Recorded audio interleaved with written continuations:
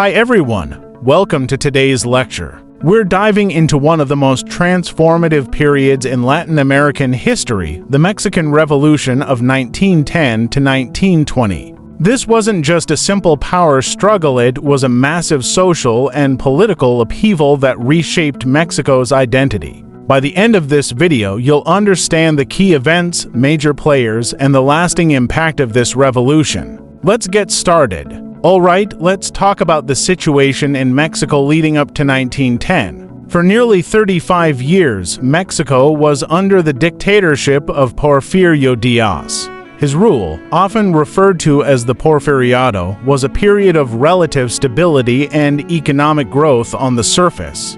But, and this is a big but, it came at a steep cost. Díaz prioritized foreign investment, allowing foreign companies to exploit Mexico's resources. The result: wealth was concentrated in the hands of a few elites and foreign investors. Meanwhile, peasants and workers, basically the majority of the population, faced poverty, land dispossession, and harsh working conditions. Díaz also suppressed political opposition, controlled the press, and maintained power through rigged elections. By 1910, people from all walks of life, peasants, workers, and even some middle-class reformers were fed up.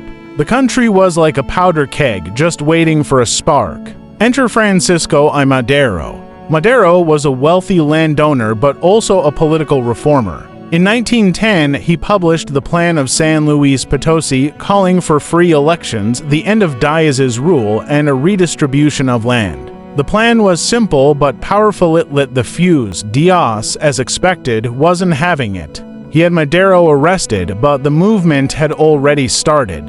Across the country, small uprisings began. Key leaders like Pancho Villa in the north and Emiliano Zapata in the south rallied their own forces. By 1911, Díaz was forced to resign and went into exile. Victory, right? Not so fast. After Díaz left, Madero became president, but his presidency didn't satisfy everyone. Madero wanted moderate reforms, but for people like Emiliano Zapata, who represented the peasants, this wasn't enough. Zapata's plan to Ayala demanded immediate land redistribution, summing up his famous slogan, Tierra y Libertad, land and freedom. On the other hand, figures like Pancho Villa had their own agendas. Villa was a military leader with strong support in the north. While he wasn't as focused on ideology as Zapata, he wanted social reform and justice for the poor. Then you had the conservatives and the military elite, who wanted to restore the old order.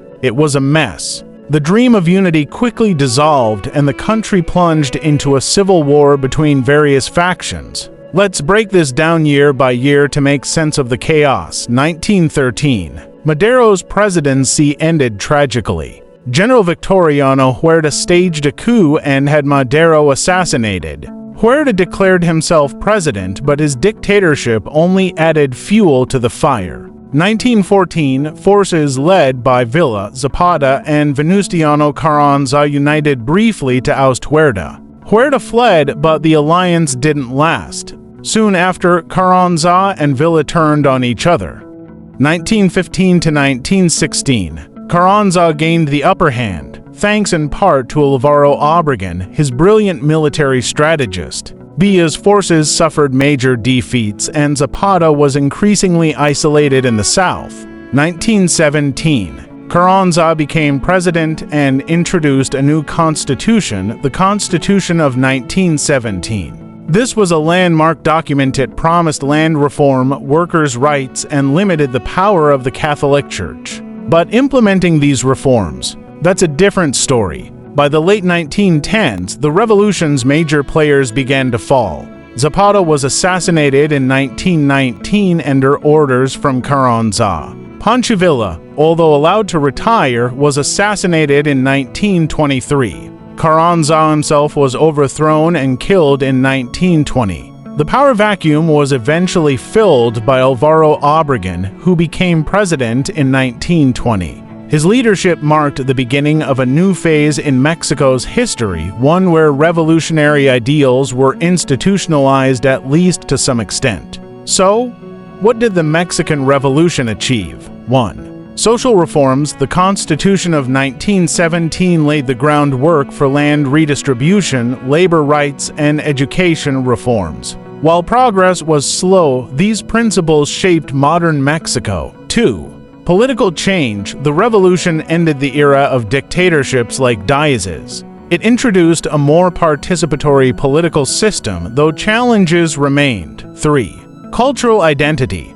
The revolution gave rise to a sense of Mexican nationalism. Art, literature, and music from this period celebrated indigenous heritage and the struggles of the common people. That said, the revolution wasn't perfect. Millions died, and many promises like land reform weren't fully realized until decades later. But it fundamentally transformed Mexico's political and social landscape. And that's the story of the Mexican Revolution, a decade of chaos, courage, and change. It's a reminder of the power of ordinary people to challenge oppression and fight for a better future, even when the odds seem insurmountable. If you enjoyed this lecture, make sure to like, share, and subscribe for more history content. And let me know in the comments what aspect of the revolution do you find most fascinating. Thanks for watching, and I'll see you next time.